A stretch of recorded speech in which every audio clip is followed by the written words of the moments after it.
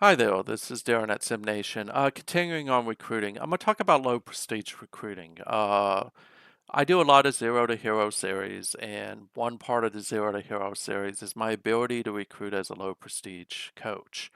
Um, when you're high prestige, you can brute force almost everything. I have Maryland in the SNCFL. They are a 99 prestige team. I kind of joke around with some people. I don't have to recruit very hard with Maryland. I do try to just to make sure that if I'm going up against Invisible Witness, going up against Skeletor, Shark, any of the big boys in the league, that I am actually trying to compete with them. But for the most part at Maryland, don't have to really kill. Now, when you're low prestige, less than 50, you do have to kill. Now, the tried and true method that I've used to recruit effectively is the first thing I do is I may wait a week or two before I actually even start recruiting someone. And the reason for doing that is I'm waiting to see who gets offered. And then I click on this little button right here, offers, and I see who's got a zero. Now, it's very appealing to go after 5 stars.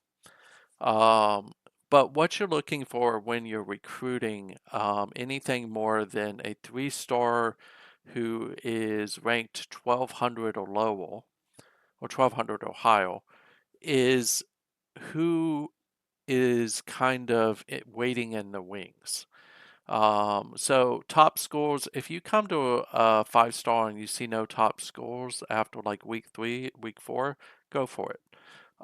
Again, if you start in week 2, you're building loyalty, and especially if you interview them and you see loyalty is important, that's chance for you. You can actually probably get them. If they value close to home and you're close to home, that's a chance. You can get them. Um, but what you want to make sure is there's a lot of people who don't have offers who have a top score that's listed. If you see Prestige and you see like a Louisiana Monroe in SNCFL, or Georgia, Maryland, in Auburn, UCLA with Stewart, or one of his programs, you're probably not going to win that. And it's probably better to come off of them. But the key to start with is always aim with low prestige for people who have offers of zero.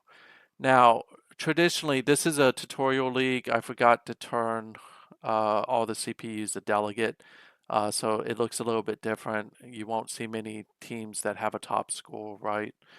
Um, but generally speaking, the sweet spot for teams that are less than 50 or 40 is that 1200 range.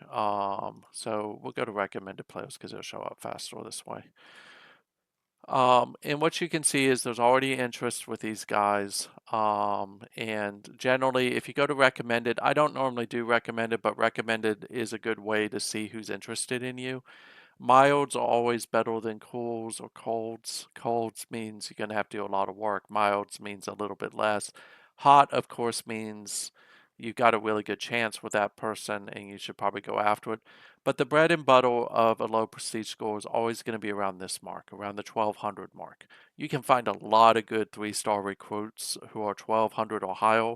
And if they have no offers, like this guy, you will be able to go after them relatively easy. Now, this is assuming that this guy's actually good, right? So you still got to do your scouting, but I have made championship teams off 3 stars that are 1200 or low or higher. So the key there is to do that. The other thing is make sure that you are always interviewing and make sure that you're getting your home visit in for the people you care the most about as early as possible, because you want to be able to understand what they care about. And also have your coaches be able to rate them, assuming your coaches align with what you care about. The other thing is for most low prestige teams, especially those with loyalty or security, stay on them. Interview them, contact them, phone call them, home visit whenever you can, do an official visit. Official visits, it's best to do when you're playing at home. You still get a benefit regardless, but you get a little bit more if you're playing at home when they do an official visit. But with people who value loyalty or academics, always stay on top of them. And it's just a good idea to stay on top of them throughout the process. Now, you do need to look at them constantly because if you see, like, let's just say, Emery Hurd, right? I'm looking at these. This won't mean anything to you because this is based on FCS, but it does to me. He has big boys on him. Rhode Island is big. I don't think Long Island is. Fordham is big. So I don't know that I have a chance with him, candidly. Now, I do need a home visit to see uh, about a little bit more about him. I don't think I interviewed him. I don't know why I didn't do that. But so when you start to see these numbers increase to like 3, 4, 10, 20, you might want to think about getting off of that person, especially if they don't match with what you're looking for. Like this guy is warm, he has 0. Let's just assume, let's just see, check his tape essentially. So he's a good catcher. He's probably slow. That makes sense. You won't be able to do that, by the way, unless you're playing single player or you're commissioned in the league. If you're commissioned league, you shouldn't do that. I'm only doing it to show you that this guy might be a good fit if I'm doing a West Coast system and I want someone who can catch the ball short. He may be the player for me. But the key for low prestige recruiting is always going to be looking at who doesn't have offers, who doesn't have interest, or who the player was not favoring someone. Like in this case, let's just assume this was 0. If it said Yale, I'm probably not going to go after him. Also, candidly, Yale is in Connecticut. So uh, chances are he values playing close to home. I'm in Merrimack. I'm actually not that far away. I probably could do that. But if I was North Dakota State, probably not going to work for me. So the key is be open to looking at that 1,200 plus population, finding the really good players, matching up against 0, doing the interviews, aligning against what they care about, and then as early as possible, if you're going to go after people for loyalty, you have to recruit them constantly. The more you recruit them, the bigger loyalty you get with them, and as a result, you'll be able to sign some pretty good players.